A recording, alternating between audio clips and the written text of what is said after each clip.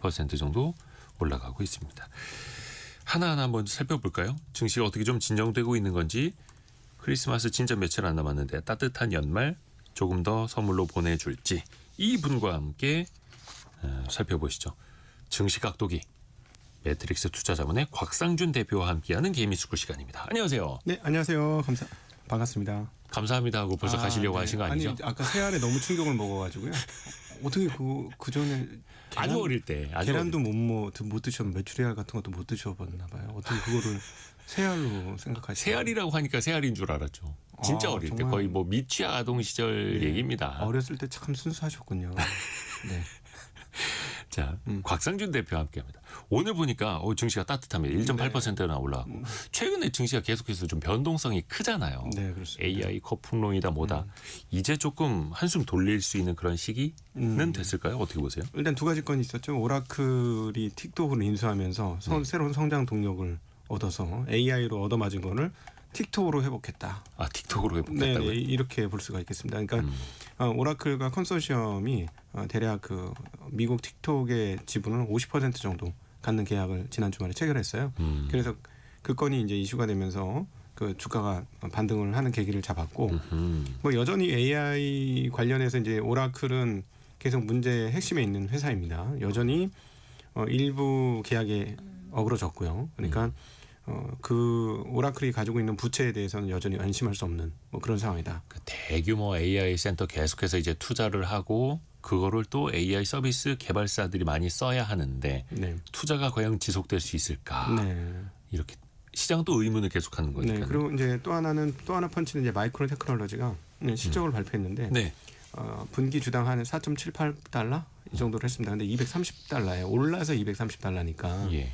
오르기 전으로 치면은 주가? 미국 기업이 평균 이익 대비로 23배, 27배 그 사이 지금 하고 있는데 네. 나스닥 기준으로도 23배가 넘고 빅테크들은 더 높고 이런 상황인데 한 200달러 언저리 하던 애가 주도한 그 분기에 5달러 가까이 벌었으니까 네. 내분기 환산 치면 앞으로 1년간 좋을 거고 그래서 그 내분기 환산을 해보면 20달러가 가까이 되는 거잖아요. 4416 하면 그럼 뭐 PER 네. 한 10배 뭐 이렇게 보면. 예, 열 몇 배 되는 거죠. 그러니까 한 15배 내외 뭐 이런 정도니까 기준으로. 네. 미국 기업으로 너무 싼 거예요. 그래서 이제 하루 한 10% 올랐고 그 다음 날도 멈추지 않고 또 올랐고. 또 올랐고. 예, 그래서 지난 주말에 굉장히 재밌었는데 마이크론 테크놀로지가 실적 발표했음에도 불구하고 한국에 똑같은 일을 영위하는 두 업체 하이닉스와 삼성전자가 빠졌어요. 주가가. 굉장히 당황스럽더라고요. 네. 왜냐하면 마이크론이 이 정도 실적을 냈으면 삼성전자 하이닉스는 훨씬 실적이 좋을 거거든요. 이건 두말하면 잔소리예요. 그러니까 3등이 어닝 서프라이즈 깜짝 실적을 보여줬으니 1, 2등은 오죽하겠느냐 이런 그럼요. 거죠. 그리고 삼성은 뭐 지금 하이닉스는 질적으로 굉장히 좋을 것 같고요. 네. 그다음에 이제 삼성전자는 이번에는 양적인 것의 우위를 확실히 보여줄 것 같습니다. 이번 4분기 실적부터는. 근데 주가 하나도 못 올라가다가 이틀 연속 마이크론 테크놀로지가 크게 올라가니까 이제 좀 따라가요. 그제서야 반영을 하는데 지금 예상되고 있는 영업이익 기준으로는 아까 마이크론 테크놀로지가 이제 뭐 미국 기준으로 15배밖에 안 돼갖고 너무 싸다 이런 표현을 썼습니다만 한국의 삼성전자는 지금 예상하고 있는 이 추세로 간다면 내년도 기준 현재 주가가 안 움직일 경우 내년도 연말에 이익을 내면 현재 주가가 내년도 이익에 영업이익에 6, 7배밖에 안 돼요. 6, 7배. 네. 그러니까 마이크론 테크놀로지보다 반절 싼 거죠. 네. 그리고 하이닉스도 마찬가지입니다. 하이닉스는 더 낮아요. 5, 6배밖에 안 돼요. 내년에 예상되는 이익에 네. 영업이익에.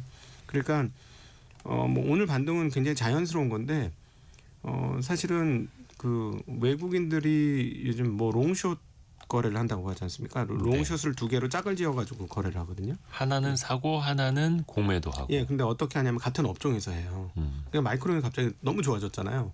지난 주말 모습은 마이크론은 엄청 사고 삼성전자 하이닉스는 판 모습이었어요. 근데 제가 그래서 외국인들한테 얘기하고 싶은 게 있어요. 아무리 IT를 몰라도 그렇지.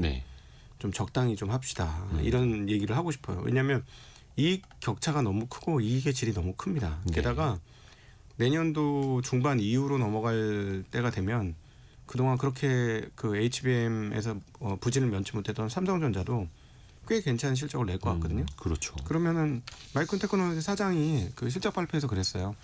경쟁사가 들어오면 앞으로 그런 뭐 마진이나 이런 게 빠지는 거 아닙니까? 뭐 이런 식의 질문이 있었습니다. 기자회견에서. 네.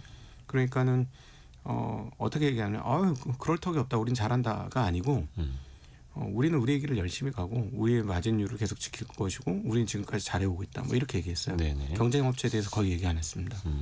저는 그걸 해석을 해보니까 경쟁업체 들어오는 거는 거의 확실하구나. 그럼 여기서 말하는 경쟁업체는 삼성. 하이닉스는 아니에요.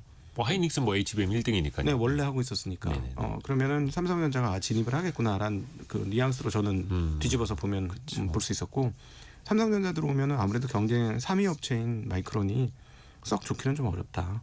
네, 그러니까 나쁘진 않지만 네. 1, 2위보다 더 좋다고 장담할 수는 없다. 네. 근데 마이크론이 그 컨퍼런스 콜이라고 실적 발표 이후에 한 이야기들 보면은 가이던스라고도 하는 앞으로 네. 자기네가 보는 자기네 실적 전망. 네. 거의 뭐 시장 예상보다 거의 2배 가까이 내놓더라고요. 예, 그럼요. 그러니까 저는 굉장히 좀 우리가 이제 미국이 주식시장이 뭐 좋으니까 미국 사람들 대단하다고 생각하는 경향이 있는데요. IT를 잘 모르는 것 같아요. 아하, 특히 메모리 반도체. 네, 왜냐하면은 메모리 반도체 별로 관심도 없었고 마이크론 시가총액이 대략 한 이제 3천억 달러를 향해 가는 수준이잖아요. 네. 근데 뭐 미국에는 1조 달러 되는 업체가 몇 개나 되고 그리고 잘한다는 업체는 뭐 5천억 달러 이상 되고 이런 업체들이 워낙 많으니까 그러니까 사실은 약간 지엽적이었던 것 같아요. 그래서 마이크론이 어떻게 보면 하이닉스 실적의 한 절반도 안 되는데 네. 시가총액은 거의 비슷하죠. 예, 맞습니다. 예, 실적 절반 안 되는데 그리고 이익의 질은 더 떨어지고요. 네. 예, 왜냐하면 영업이익률은 하이닉스가 조금 더 높은 상황이고 네. 그리고 더 무서운 건 사실은 잠자고 있었던 그 메모리 업체의 가장 큰 업체인 삼성전자가 드디어 깨어났다. 이런 상황이기 때문에 잠자던 사자가 이제 깨어났다. 그렇죠. 메모리 업계에 잠자던 사자가 드디어 일어났죠. 그럼 사자네. 삼성 라이온즈니까. 사자 맞네. 아, 네. 근데 오래 잠을 자긴 새알도 했습니다. 그렇고 재밌네요. 오늘. 네. 네. 그러니까 삼성이 이제 깨어나면 네. 어떻게 될까? 그럼 이 판은 네, 일단 기본적으로 여전히 모자라요. 네. 예, 일단 최소 1년 정도는 가격이 떨어지진 않을 것 같습니다. 1년 정도. 왜냐하면 경쟁업체가 들어오는 순간 가격이 떨어지거든요. 원래는. 네네. 근데 이미 내년도 하이닉스와 엔비디아의 계약이 지난번에 끝났어요. 네. 그러면서 가격을 50%나 인상해 줬거든요. 그리고 또 하나 뭐냐면 참 재미난 게 여러분 이제 반도체 보실 때 앞으로 관심을 가지셔야 되는 뉴스가 뭐냐면 네. 어떤 회사가 증설했다. 이 뉴스입니다. 그래서 증설한 게 언제 제대로 돌아가서 거기서 물량을 쏟아낼 수 있느냐. 이 뉴스가 제일 큰 뉴스거든요. 증설. 네, 이게 핵심입니다. 왜냐하면 지금은 냉정하고 엄밀하게 따져보면 수요가 폭증한 거라기보다도 지난 2년간 좀 빠졌던 수요가 회복되고 있는 거예요. HBM 빼고 일반 D램에서. 그래서 지금 일반 D램 가격이 폭등을 했거든요.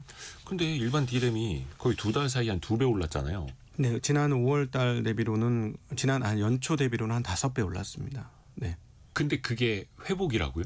폭증이 아니라 수요 폭증이 아니라 수요 회복이라고. 네, 수요가 회복된 거고요. 지난 과거 2년 동안 이쪽 아시겠습니다만 코로나 때 왕창 샀던 노트북이나 PC나 이런 것들 교체 수요가 한번 크게 땡겨진 다음에 22년부터 23년, 24년까지 매우 안 좋았어요. 네네. 그래서 그 수요가 이제 다시 새로 그 교체 주기를 맞아서 새로 일어난 거고 HBM 원래 좋았습니다. HBM 계속 늘어나고 있는 거고요. 그러다 보니까 지난 몇 년간 안 좋아서 공급 업체들이 공급량 증가를 결정을 못했어요. 놀랍게도 지금조차도 공급량을 늘려야 되겠다고 확정적으로 결정을 못하고 있는 것 같습니다. 제가 그렇죠. 제가 우연히 어제 조금 이렇게 몇 달에 걸친 관계사 저 임원하고 만나서 쭉 얘기를 해봤는데 생각보다 공급이 활성화됐을 때 들어가는 그 제품 소재의 비중이 과거만큼 안 늘고 있더라고요. 근데 이게 과거에 메모리 반도체 사이클이라는 걸 보면 호황이 오고 가격이 오르고 추가 설비 투자 통해서 증설을 하고 네. 또 그러면 생산량이 늘어나면서 가격이 떨어지고 수요 조금 안정이 되면은 다시 또 다운 사이클로 가고 그렇죠. 이게 호황과 불황을 왔다 갔다 하는 그 사이클이었는데 네. 근데 최근에 디램 가격도 많이 올라가고 하니까 증설을 할 법도 한데 그렇죠. 아직 그렇진 않다는 거예요. 그러니까 지난 2년간의 트라우마가 너무나 컸다. 라고 보는 게 맞는 해석일 것 같아요. 섣불리 늘렸다가. 예, 지난 20년에 막 엄청나게 폭증을 하니까 현장에서는 빨리 공급을 해달라고 강력한 요청이 있었을 거고 그 요청을 듣고 증설을 했는데 그 다음에 증설해놓은 제품을 팔 데가 없는 거죠. 그래서 적자가 났잖아요. 네네. 삼성전자 메모리 사업부 적자는 정말 과거에 제 기억으로는 본 적이 거의 없었던 것 같거든요. 그 정도로 큰 사건이었어요. 네. 그래서 그런지 늘리겠다는 뉘앙스를 잘 주지 않습니다. 그래서 반도체 소재 장비 업체들이 지금 그 원래 이쯤 되면 완성 업체들, 그러니까 메모리 완성 업체들이니까 삼성전자 하이닉스를 일컫는 건데 완성 업체들이 쭉 이렇게 좋아지면 시차를 두고 소부장 업체들이 굉장히 좋아지거든요. 네. 근데 지금 기판 업체들을 제외하고는 별로 좋아진 업체가 없어요. 주가적으로도 그렇고. 그게 왜 그러냐면 옛날만큼 엄청나게 많은 가동률을 보여주고 있지 않다. 물론 이제 소재를 아껴서 쓰는 부분도 분명히 있는 것 같은데 네. 옛날만큼 아니다. 그래서 일단은 제가 보기엔 메모리 고공 엔진이 한 1년 정도 더 갈 가능성이 높다고 보는 건 하이닉스가 공장을 지을 데가 없어요. 항공 사진 찍어보면 청주는 꽉 찼어요. 딱 하나 삼성 평택 공장만 좀 여유가 있습니다. 네. 근데 이렇게 계속 이렇게 관계사들을 확인해 보면 관계사가 아니고 이렇게 하청업체들을 확인해 보면 네네네. 테스트 쪽은 장비가 굉장히 느는 것 같은데 그 외 업체들은 일부는 늘고 일부는 제자리인 거예요. 그래서 그게 조금 신기하더라고요. 그래서 아마 늘긴 늘 겁니다. 이제부터는 늘긴 늘 건데 공급량을 옛날만큼 급격하게 늘리지 않음으로써 가격을 고공행진을 계속 유지하는 정도 수준으로 한 6개월 정도는 더 가지 않겠는가. 그래서 장기 공급을 이끌어내려고 해요. 마이크론 테크놀로지도 그 얘기했습니다. 지금의 장기 계약은 과거에 얘기하던 장기 계약하고는 급이 다릅니다. 이렇게 얘기했어요. 이게 왜 시장에서 메모리 반도체도 스팟 가격이라는 게 있고 고정 가격이라는 게 있고 스팟 가격은 그냥 그때그때 시장에서 사는 거고 고정 가격은 뭐 최소한 분기 단위 뭐 이런 식으로 계약을 해서 3개월치 가져가고 하는 건데 네, 이번에 마이크론은 멀티 이어라고 했어요. 멀티요? 2년 이상. 그렇죠. 멀티요. 그러니까 이게 사실 우리가 왜 D램이라는 걸 외국에서도 그다지 주식 측면에서 가치를 높이 쳐주지 않았던 그렇죠. 게 시스템 반도체야 뭐 CPU, GPU 같은 경우는 맞춤형으로 설계하고 만드는데 D램은 그냥 여러 개 많이 대량으로 찍어내서 파는 이른바 범용. 네. 컴퓨터에다가 하이닉스 거 끼나 삼성 거 끼나 마이크론 거 끼나 똑같이 돌아가는. 네네 그렇죠. 그래서 많이 높이 안 쳐줬던 건데 일단은 그것도 2년치 이상을 한꺼번에 계약하는 것도 시장은 또 기대를 하고 있는 거잖아요. 그렇죠. 일단 이렇게 보시면 되겠습니다. 우리가 그냥 검색 엔진 한번 돌리는 거하고 그러니까 예를 들어 네이버나 뭐 구글 같은 데서 검색 한번 치는 거하고 챗 GPT라든가 무슨 제미나이나 이런 데서 한번 문의 한번 하는 거하고 컴퓨터 사용량이 엄청나게 다른 거죠. 엄청나게 많은 몇 배의 컴퓨터를 쓰고 있거든요. 근데 이제 그러니까 기본적으로는 GPU가 중요했고 이제 추론 단계로 넘어가니까 이 어떤 내용을 결과를 도출하기 위해서 기존에 기억하고 있어야 될 데이터들이 여러 개 있는 거예요. 그러니까 메모리도 같이 폭증을 하고 있는 그런 상황입니다. 그래서 저는 요즘 이런 얘기도 하는데 젠슨 왕이 와가지고 깐부치킨 막 뿌리고 이랬을 때 그게 단순히 우리한테 선물을 주러 왔다고 했는데 우리한테 물론 선물이라고 해놓고 장사를 하고 가긴 하지만은 자기도 선물 받을 필요가 있었던 걸로 추정이 됩니다. 즉 메모리를 확보하고 싶었던 거예요. 왜냐하면 자기네가 앞으로 얼마를 쓸 건지가 예상이 되면 향후에 이걸 충분히 확보하지 못했을 경우 자기네 그 GPU 세트를 만들 수가 없잖아요. 그렇죠. 예, 그러니까 그것들을 사전 물량 확보 차원으로도 좀 온 거 아닌가 하는 생각이 듭니다. 왜냐하면 지금 유통업체들 대만의 유통업체들 얘기를 들어보면 올해 안에 이게 안 풀릴 것 같다고 하면 뭐라고 하냐면 그 CSP라고 그 소위 말하는 데이터 센터들 어마무시한 데이터 센터들이 도매급으로 다 물량을 흡입해 간다는 거죠. 가져가 버린다. 네, 그래서 그래서 빨리 주세요. 네, 그래서 자기네가 지금 10월 달 이후로 물량을 못 받고 있다. 이런 이야기들을 대만의 그 유통업체들이 지금 하고 있어요. 그러니까 예전에는 이 사람들이 갑이었거든 유통에. 그렇죠. 네, 그리고 이제 이 사람들을 통해서 컴퓨터 업체들이 메모리를 가져가는 거예요. 그래서 심지어 어디까지 얘기가 나오냐면 내년도 애플의 제품 가격이 올라갈 수도 있다. 메모리 때문에. 애플 노트북이나 뭐 IT 제품들. 노트북뿐만 아니고 핸드폰, 아이폰 네, 다 까지도 들어가죠. 뭐. 그 얘기가 나오고 있어요. 그러니까 사실은 이런 공급 관리에 있어서는 애플을 따라갈 회사가 없다 할 정도로 공급 관리를 정확히 하던 회사인데 네. 애플이 여기에 떠밀려 가지고 가격을 올려야 된다. 되게 놀라운 상황인데, 근데 전 이렇게 저희가 한 발 두 발 이렇게 건너서 듣는 바로는 놀랍게도 공급을 늘릴 생각이 정말 많지 않은 것 같은 게 좀 저희도 좀 신기한 상황이고 덕분에 그래서 중국의 창신 메모리라는 업체의 점유율이 엄청나게 빠른 속도로 올라오고 있습니다. 예. 그러니까 조금 저가용 사양은 아예 안 만들기로 결정을 해서 DDR4 같은 경우는 창신 메모리가 그냥 아주 독점을 하고 있는 거고요. 옛날 메모리. 네. 네. DDR5 시장에서도 굉장히 약진하고 있는 그런 상황입니다. 왜냐하면 그만큼 모자라기 때문에. 네. 옛날 같았으면 물량을 확 풀어서 창신 메모리 같은 경우가 자리를 못 잡게 그렇게 해버렸거든요. 근데 지금은 그러지 않은 상황입니다. 옛날 같았으면 왜 흔히들 치킨 게임이라고 하는 네. DRAM을 이제 싸게 많이 팔면서 4등 5등 기업을 이제 죽이려고 했었는데 근데 이게 아니라 이제는 공급이 너무 달리니까 네. 중국의 그 메모리 반도체 업체가 DRAM을 막 만들고 양산해서 팔고 있어도 거기까지는 아직 신경도 안 쓰고 있는 거네요. 그 정도로 지금 굉장히 공급이 부족한 상황이라는 거고 지금 시장이 기대하는 걸 그래서 삼성 하이닉스한테도 기대하는 게 그거더라고요. 장기 계약이 과연 이루어질까? 언제 이루어질까? 이걸 또 보여준다면 삼성과 하이닉스 그 주가의 레벨 네. 평가가 또 달라질 수도 있을까요? 그렇죠. 왜냐하면은 우리가 이제 그 증시 투자를 하는 사람들의 그 뭐랄까 격언은 아닌데 메모리 투자의 방법 네. 이렇게 어떻게 얘기하냐면 고퍼일 때 사서 저퍼일 때 팔아라 네. 이거예요. 그러니까 주당 이익이 쪼그라들어 가지고 주가와 주당 이익을 따져보면 막 PER 배속 막 30배, 40배, 50배 이렇게 나올 때는 실적이 완전히 무너진 거다. 주당 이익이 적게 나오니까 그때 사면 사이클이 좋을 때 주당 이익이 엄청나게 는다. 그렇게 되면 뭐 이익 대비 배수가 6배, 7배, 8배밖에 안 되는데 그때는 최호황 때니 다음 사이클을 생각해서 그때 팔아라.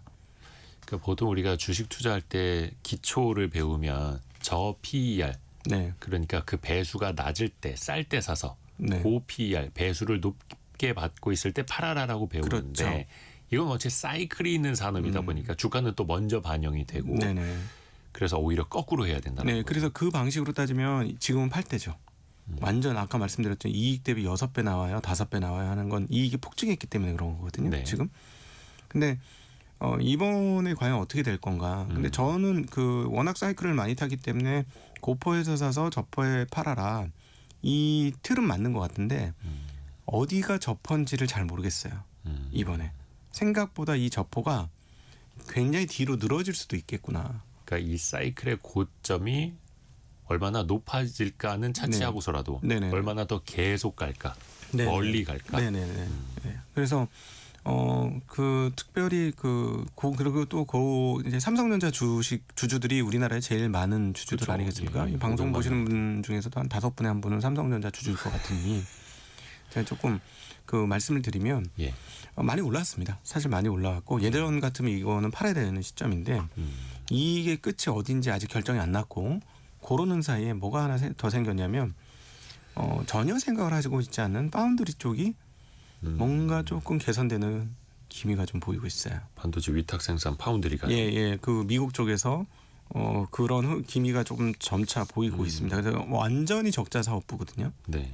삼성의 파운드리는 저는 적자를 거듭거듭 하고 있는데 요거 관련해서 또 재미난 시츄에이션을 좀 설명을 해드려야 되겠죠. 네. 기술 관련 얘기. 이번에 엔비디아가 중국의 H200이라는 지금 블랙웰 바로 이전 호퍼 칩을 네. 팔기로 했습니다. 예, 호퍼 칩을 팔기로 했고 젠스왕이 어떻게 로비를 했는지 모르겠으나 하여튼 그걸 팔기로 했고 중국 업체들은 뭐 이제 우리 전부 국산할 거야 막 그렇게 얘기는 했지만 결국 쓸 것 같습니다. 왜냐하면 주문을 받아보니까 수요가 공급보다 꽤 많다는 거예요. 아무리 어센드 뭐 910 이런 게 잘 나온다고 해도 전력 소모량을 보면 한 7배 정도 차이가 나는 것 같습니다. 그래서 엔비디아 칩을 따라올 수 없는 거고 그럼 기술자 입장에서는 속도가 생명이니까 빠른 칩을 써야 빠른 속도가 나오니까 당연히 엔비디아 칩을 선호할 수밖에 없을 것이다 라고 보여지고 뭐 블랙은 너무나 좋지만 그거는 뭐 만드는 것도 지금 한도가 있으니까 대형 업체들도 사기에 모자란 거고 H200 정도는 괜찮다. 근데 이 H200을 만드는 공정이 블랙엘 만드는 공정하고 좀 달라요. 그래서 블랙엘 만드는 공정은 블랙엘만 씁니다. 네. 이게 코어스 L 공정이라고 하는데 이거는 그냥 완전 독점이에요. 근데 블랙 호퍼를 만드는 H200을 만드는 코어스 S 라인이 있습니다. TSMC 라인 중에. 근데 요거는 나눠 써요. 구글도 쓰고 소위 말하는 TPU라는 네. 그 GPU를 약간 일부 뭐랄까 대체할 수 있는 상품들. 네. 그때 그래가지고 엔비디아 떨어지고 구글 좋아지고 막 그랬던 거 네. 기억나실 거예요. H200이 그 라인에서 만들거든요. 만약에 H200을 중국에 엄청난 양으로 팔면 그 라인이 누구께 될까요? 제가 보기에는 엔비디아께 됩니다. 그러니까 TSMC는 당연히 엔비디아가 제일 큰 고객이기 때문에 네. 엔비디아가 원하는 만큼 라인을 줄 수밖에 없다. 지금은 완전한 공급 부족, 이 공장 부족 상황이니까 거의 뭐 TSMC에는 고객들이 막 줄을 서 있으니요. 줄을 서 있죠. 줄을 서 있는데 줄에 밀리는 거예요. 그러니까 그 대장이 와서 좀 비켜요. 뭐 이렇게 되는 상황인 거죠. 내가 제일 큰 손고객이에요. 나부터 해주세요. 이런 난 거죠. 물량이 많아가지고 당신들 좀 기다렸다 나중에 뭐 이렇게 되면 엔비디아는 어떤 입장이냐면 자꾸 거기를 쫓아오려고 하는 구글이나 이런 사람들을 네. 밀어내는 거죠. 구글 같은 그러면은 회사들. 거의 느낌이 너희는 삼성 가서 만들어 달라고 해 이런 겁니다. 근데 진짜 그래요. 예. 지금 진짜 그런 거고. 그래 인텔도 가 있습니다. 인텔도 가 있고 삼성도 가서 그렇죠. 제발 좀 인텔도 만들어봐. 파운드리 있으니까. 제발 좀 만들어봐 했는데 제가 또 이거 몇 달에 걸쳐서 들었는데 놀랍게도 삼성전자 부활 가능성이 자꾸 느껴지는 대목 중에 하나가 삼성전자 최근에 대규모 그 파운드리 계약을 어떤 회사하고 했는지 아십니까? 최근에 뉴스도 뭐 줄줄이 나왔죠. 네. 테슬라도 있었고, 테슬라가 제일 먼저였잖아요. 애플도 있었고. 네. 근데 테슬라하고 지금 그 만들 때 그 테슬라가 팹리스가 되는 거잖아요. 네. 파운드리를 맡기는 설계 회사가 된 거잖아요. 그렇죠. 옛날 애플처럼. 근데 그 회의에 누가 들어올까요? 그 공정 만드는 회의에 일론 머스크가 일론 머스크가 들어옵니다. 엄청 관여하겠다고 본인이 또 직접 말을 했잖아요. 진짜 관여하고 있대요. 그러니까 이게 이제 업계에 숨겨진 얘기인데 그래서 한국의 기술자들이 너무나 쇼크를 먹고 있다는. 일론 머스크 하면 이제 공장 효율화, 네. 이제 공정 효율화. 네, 거기에 어떻게 하면 왕이죠. 더 자동화하고 어떻게 하면 비용과 시간을 더 아끼면서 네. 재사용까지도 막 활용을 네. 하면서 어떻게 하고 있답니까? 뭐 들으신 분 그러니까 있으시죠? 끝없이 자기 모르는 걸 물어본다는 거예요. 원래 그건 알 수가 없어요. 공정 자동화 했다고 네. 파운드리 공정을 알 수 있는 건 아니에요. 근데 이제 공학적 사고가 빨리 돌아가는 사람들은 물어보면 뭔가 이해를 하잖아요. 그렇죠. 그럼 이해를 하면 그렇게 됐으면 다른 이런 방식은 없어요라고 문의할 수 있잖아요. 근데 보통 이 아시아권 문화에서는 그 사장님들이 그런 회의는 잘 안 들어오죠. 네, 근데 확실히 그 미국 문화라는 게 이렇게 좀 격이 없는 문화가 있는 것 같아요. 그래서 뭐 그런 상황들이 이제 지금 진행이 되는 상황으로 봐가지고는 삼성전자 파운드리도 조금 기회가 있지 않을까라는 생각을 과거보다는 하셔도 될 것 같습니다. 과거보다는 그거 전제 달았습니다. 왜냐하면 과거는 정말 희망이 없다 뭐 이런 분위기였는데 이제 희망을 조금 가져볼 수도 있다 정도까지는 한번 생각해 보시면 어떨까. 이건 삼성전자 주주분들만을 위한 얘기니까요.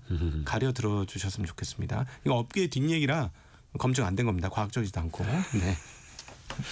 삼성전자 오늘 3.2% 올라서 그 11월 초 고점 11만 2천 원대까지도 사실은 사상 최고치까지도 얼마 안 남았습니다. 네네. 또 최근에 또 많이 회복을 하고 있고 반도체 이야기를 좀 했고 이거 2차 전지 관련주 이야기를 좀 해봤으면 좋겠는데 오늘 LG 에너지 솔루션이 좀 반등을 하고는 있습니다만 지난주에 좀 안 좋은 뉴스가 있었죠. 네. 예전에 포드 네. 미국의 자동차 업체 포드랑 맺었던 9조 6천억 원 규모의 엄청나게 큰 계약. 이 계약이 해지가 됐습니다. 네. 일단 포드가 전기차를 잘 못하는 거고 그다음 미국의 전기차 시장은 감히 말씀드리면 그냥 보조금 시장이었다라고 표현하는 게 맞을 것 같아요. 그래서 테슬라도 자동차 관련해서 실적은 안 좋을 거다라고 감히 말씀드릴 수 있을 것 같아요. 워낙 보조금이 중요한 시장이었는데 보조금이 빠졌지 않습니까? 네. 그러니까 이제 내연기관 업체에서 빠르게 이제 전기차로 전환을 하려고 했는데 그거를 지금 수정하고 있는 거고 수정하는 과정에서 이렇게 발생했던 거고 또 하나 문제는 포드는 또 지난주에 CATL하고도 새로운 계약을 맺으려고 하고 있습니다. 그러니까 지금 그 반도체하고는 다르게 2차 전지는 좋은 얘기를 해드리고 싶은데 되게 만만치 않은 게 경쟁자가 너무 커요. 아니 그럼 네. 포드 입장에서는 LG 에너지 솔루션 계약은 사실상 뭐 파기한 거잖아요, 이거는. 그럼 네. 중국 업체랑 새로운 계약을 맺는다고요? 네, 아마 그 훨씬 더 낮은 가격의 일부 조달을 진행을 하려고 하는 것 같습니다. 그래서 그리고 이제 워낙 물량이 많아요. 네. 중국이. 그리고 중국은 보통 어떤 식으로 진행을 하냐면 제조업 그동안의 상황을 보면 야 우리 이거 해야 돼 이러면은 수백 개 기업을 만들어줍니다. 네네네. 그래서 미친 듯이 만들어서 무한정한 공급 과잉을 만들어내요. 네. 그래서 공급 과잉이 돼가지고 더 이상 감당할 수 없다. 거의 대부분의 회사가 망한다. 이러면 그때부터 정리를 하기 시작합니다. 뭐 자연스럽게 시장에서 구조조정이 일어나게 하죠. 아니요, 자연스럽게 아니고 국가가 나서요. 네, 왜냐하면 더 이상 안 살려주죠. 예. 아니 허덕허덕 거리니까 이게 뭐 좀비 기업으로 계속 남아 있으니까 그걸 또 정리를 합니다. 그러니까 예전에 철강이 그랬고요. 지금 이제 막 시작되고 있는 게 저 어디죠? 그 태양광이었고 그다음에 전기차 지금 그랬고 이제 2차 전지도 이제 곧 조만간 그럴 건데 여하튼 지금까지는 너무 많은 공급들이 있으니까 이게 참 문제가 뭐냐면 우리나라가 기술력을 가지고 있는데 얘네들 금방 카페에서 쫓아오면 물량으로는 중국하고 경쟁이 잘 안 되는 거예요. 네. 예, 그래서 그게 항상 참 위험 요인이다. 그래서 이 2차 전지도 조금 그런 상황들이 좀 놓여져서 되게 만만치 않다. 예, 그래서 근데 이제 그 미국이 살려면 중국하고 지금 이렇게 딱 선을 그었지 않습니까? 네네네. 그러면 결국 미국은 살아남으려면 한국이라는 나라를 딱 붙잡고 가는 게 맞는데 이게 기업체 입장에서는 좀 애매하겠죠. 근데 그걸 어떻게 결정하게 될지는 잘 모르겠습니다. 근데 어쨌든 이게 전기차 시장은 그렇고 또 ESS는 늘어나긴 하지만 물량 기준으로는 늘어나긴 하겠습니다만 그게 순식간에 그렇게 빵빵빵 늘어날지는 좀 더 지켜보긴 해야 될 것 같아요. 네. 그러게요. 최근에 그나마 좀 2차 전지 업체들이 에너지 저장 장치 ESS 이 이제 또 데이터 센터에서 수요가 또 많아진다고 하면서 좀 주목을 받았던 상황이었는데 그래도 뭐 ESS 시장은 괜찮은 거잖아요. 그럼요. 근데 또 한쪽에서는 나아지고 한쪽은 여전히 어렵고. 네. 그러니까 ESS는 자동차에 쓰는 배터리로는 못 만들 거예요. 그렇죠. 가격이 너무 비싸기 때문에 그래서 좀 저렴한 뭐 LFP나 이런 쪽으로 아마 만들게 될 것이고요. 그리고 발전소는 그 예를 들어 땅이 많지 않습니까? 자동차하고 다르게 네. 응축할 필요가 없거든요. 넓게 펼치면 되니까. 그래서 저렴하고 안전한 게 우선이라서 ESS는 시작되기 전부터 LFP가 우위일 거다. 그러니까 사실은 그 지금 미국이 이제 중국을 제어하니까 그런 측면에서는 공간이 있는데 만약에 이거 안 되겠다 이렇게 해버리면 좀 그 태양광도 마찬가지고요. 좀 가격 차이가 좀 너무 많이 나고 한 게 좀 문제이긴 합니다. 네. 그러게요. 또 그 시장은 또 우리가 어떻게 보면은 LFP 방식을 이용한 ESS 우리 업체들이 또 중국을 또 따라가는 그런 네. 입장이기도 하고요. 매트릭스 투자자문의 곽상준 대표와 함께 개미스쿨 시간 이어가고 있는데요. 중간에 현재까지 들어와 있는 뉴스도 한번 정리해드리고 개미스쿨 시간 계속 이어갈게요. 라디오 정보센터 다녀옵니다. 개미스쿨 시간 이어갑니다. 매트릭스 투자자문의 곽상준 대표와 함께 증시 각도기 곽상준 대표와 함께 증시의 또 각을 한번 재보죠. 올해 상반기까지만 해도 이른바 조방원, 조선, 방산, 원자력 굉장히 좋지 않았습니까? 근데 하반기 특히 뭐 한 9월부터 되면서 주도주 자리를 이제 반도체 내주다 보니까 고점 대비 뭐 한 15%, 20%또 그 이상 조정하는 주식들이 꽤 많이 나왔어요. 네. 지금 상황에서 조선, 방산, 원전 관련주들은 좀 어떻게 봐야 될까요? 물론 이게 다 다르겠습니다만. 제가 이제 계산을 해보니까 저희는 이제 숫자 계산을 하니까 이 가지고 계신 분한테 좀 송구한 말씀이긴 한데요. 네. 지금부터 이익이 대략 한 50%씩 한 2년만 올라주면 현재 이익이요? 예, 이익이 50%씩만 두 번 올라주면 2년 연속 올라주면 오를 수는 있을 것 같습니다. 그럼 비싸다는 말씀이십니까? 저는 그 평생 그 주식하면서 조선주가 이렇게 올라가는 건 처음 봤어요. 2007년 그때보다 더. 지금 그 비교가 안 됩니다. 훨씬 더 높습니다.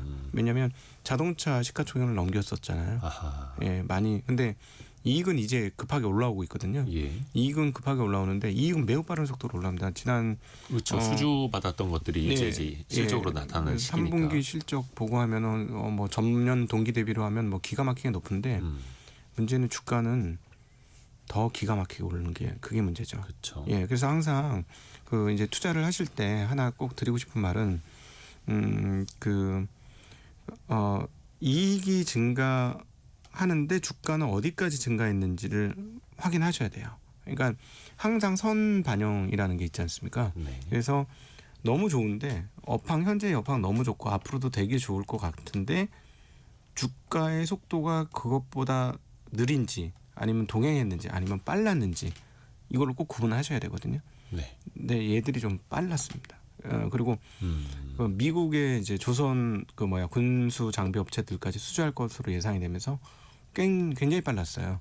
그래서 지난 3분기 실적을 해보니까 뭐 H 무슨 오션은 한 30배 중반을 훨씬 넘고요. 그다음에 그 S 뭐 회사는 한 20대 중반이 넘고 그 향후 실적을 바탕으로 해야 돼요. 이익 대비. 그다음에 또 H 그 회사도 한 20대 중반이 넘는데 역사적으로 조선 업체들은 이렇게 높은 이익 대비 배수를 받아본 적이 없어요. 근데 이익 대비 배수가 높은 경우는 어떤 경우냐면 이익률이 높은 그렇게 받습니다. 네. 그런데 각각 세 가지 업체들은 최근에 제일 높았던 게 10%, 8, 9%, 12%이 정도예요.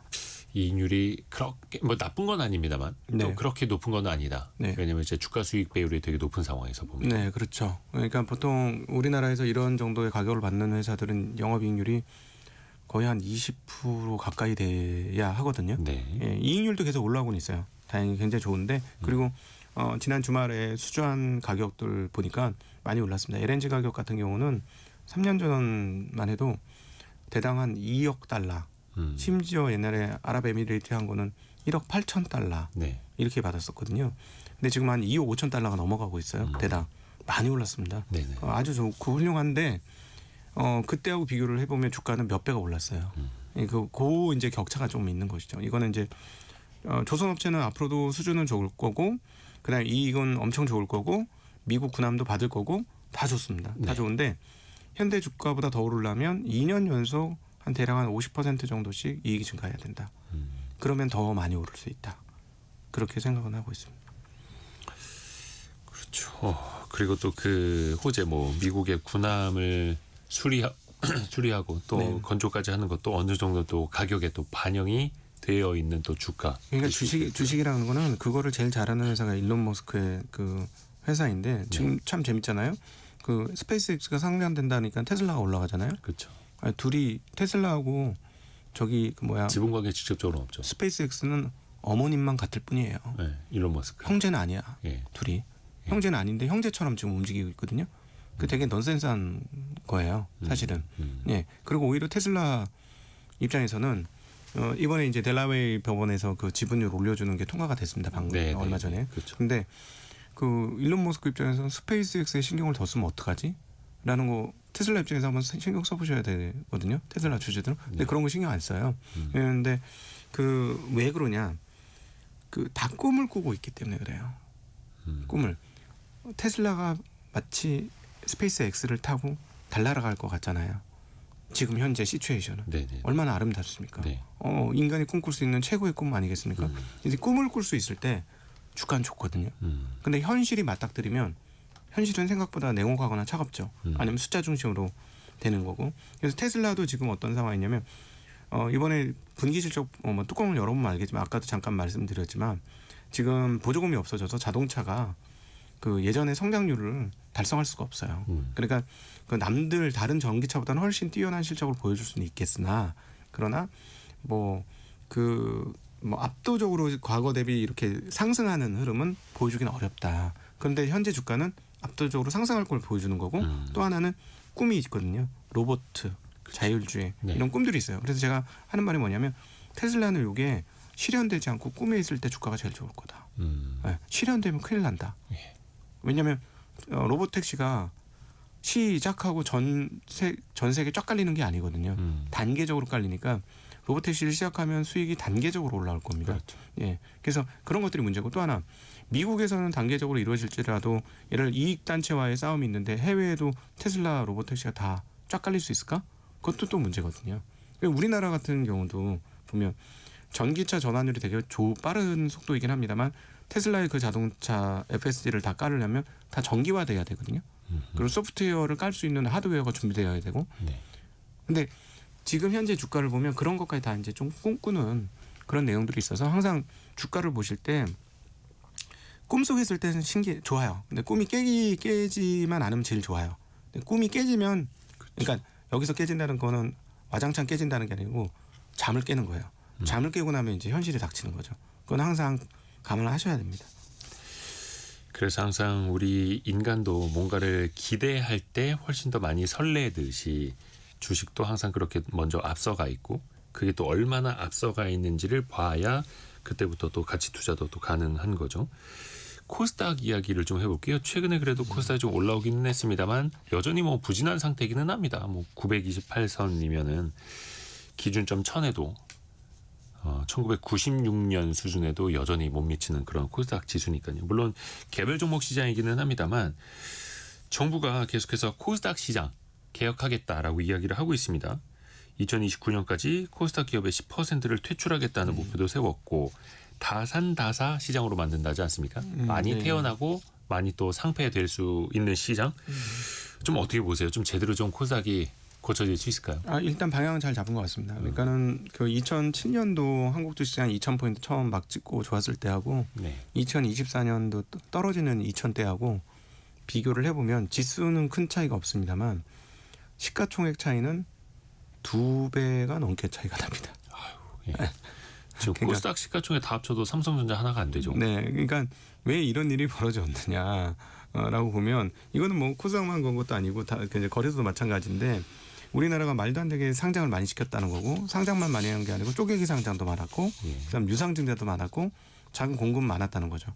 그런데 미국처럼 미국은 지금 시가총액이 늘어나면서 동시에 줄어드는 게 자사주 매입 소각 같은 게 굉장히 많지 않습니까? 그렇죠. 그래서 근데 주식 수가 줄죠. 우리는 그게 없어요. 자사주 매입 소각은 뭔가 다른 나라 얘기처럼 들리는 것 같아요. 우리나라 대주주들은 자사주 매입 소각을 한다는 게 어떤 상식에 벗어나는 행동이라고 생각하는 것 같아요.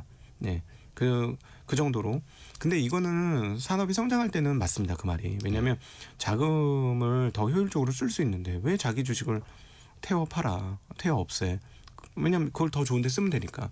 그 대주주 입장에서 보면은 이게 원래는 회사의 자산인데 그렇죠. 내 돈이라고 생각을 하죠. 많이 그렇죠. 우리나라 네, 그 자기가 문화가 좌우할 수 네, 있으니까. 그 문화를 바꿔야 되고요. 그러니까 이 코스닥 그 활성화 정책이 과거에도 뭐 벤처 부흥이나 이런 거 많이 있었는데 왜 번번이 이렇게 됐느냐. 근원을 좀 바꿔야 돼요. 그래서 이제 예를 들어 상법 개정됐고 뭐 이렇게 얘기하실 수 있는데 법 개정된다고 다 할 거였으면 원래 옛날부터 우리 그렇게 했습니다. 그러니까 이건 약간 도덕률을 좀 바꿔야 돼요. 근원적으로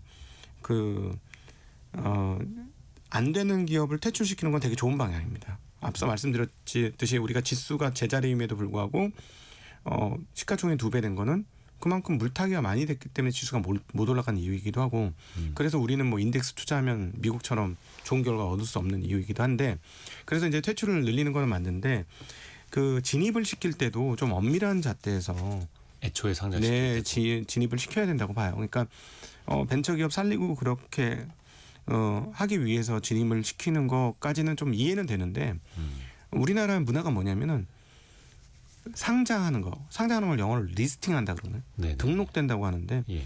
이걸 우리나라의 많은 그 투자자들과 그다음에 그 경영진들 뭐라고 하냐면 엑시트한다 그래요. 도망간다. 다 사실 이뤘다는 다.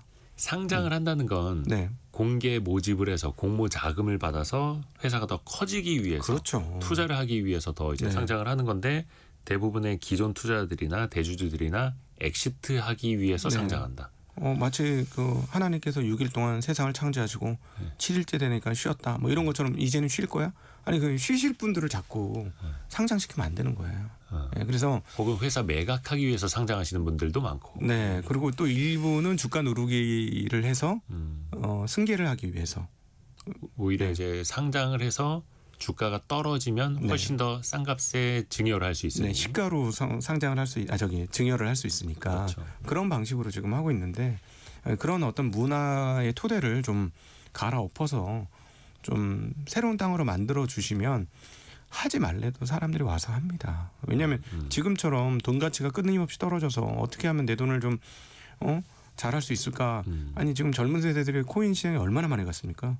네, 코인 거래소가 돈을 하도 많이 벌어가지고 은행을 사겠다고 형찰 주고 은행 사겠다고까지 나선 적이 게 우리나라예요. 그렇죠. 예, 그러니까 다들 좋다고 생각하면 사람들이 와요. 사람들이 오는데 좋다는 인식을 못 줬기 때문에 그렇거든요. 그러니까 그러려면 항상 우리 장사 잘하는 과일 가게 가면 과일이 이렇게 진열될 과일이 반짝반짝합니다.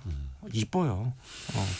그러니까 우리도 반짝반짝한 기업들을 이렇게 계속 만들어 주셔서 하면 오지 말라고 해도 사람들 오는 거고 활성화하지 말라 그래도 활성화되는 거예요. 네. 또 그건 어떻게 보세요? 이제 기관 투자자 비중이 되게 낮고 코스닥은 거의 한 70% 가까이가 개인 투자자 시장이잖아요. 연기금을 비롯한 기관들의 어떤 투자 비중을 좀 늘려야 한다, 늘리도록 해야 한다라는 관점에 대해서는. 아니 연기금이 지금 특별히 우리 국민연금, 저는 연금형이라고 부르는데 우리 국민연금형이 지난 몇 년간 수익률 보세요. 예, 증시의 큰 형. 너무너무 잘했어요. 너무너무 잘했고 어떻게 저렇게 큰 돈을 저렇게 잘할 수 있을까? 저는 거기에 대해서 옆에 사람들이 왈가왈부할 필요가 없다고 생각해요. 너무 잘했기 때문에 그건 인정해야 되는 부분이고 네네. 거기한테 여기로 들어와라 마라 이런 거 하지 말고 국민연금이 딱 자리 잡고 안 나가게 할 방법을 생각하라는 거죠. 그러려면 어떻게 해야 돼요? 제가 보기엔 배당률을 높여야 됩니다. 아예 국내 증시 자체의 매력도를 높여야 된다. 예, 배당률을 높이면 국민연금은 사고 팔고 하는 게 목적인 데가 아니에요. 그렇죠. 예, 따박따박 국민들한테 연금으로 돌려줘야 되는 거거든요. 그러니까 자기가 매입한 데에서 따박따박 돈이 나오면 팔 이유가 없어요. 제가 보기에는. 그러니까 그런 구조를 만들어주는 게 더 중요하다.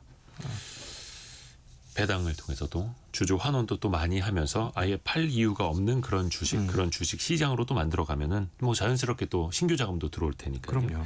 네. 조금 더 멀리 장기적으로도 내다봤습니다. 매트릭스 투자자문의 곽상준 대표와 함께한 시간이었습니다. 고맙습니다. 네, 감사합니다. 감사합니다. 벌써 마칠 시간이네요. 22일 월요일에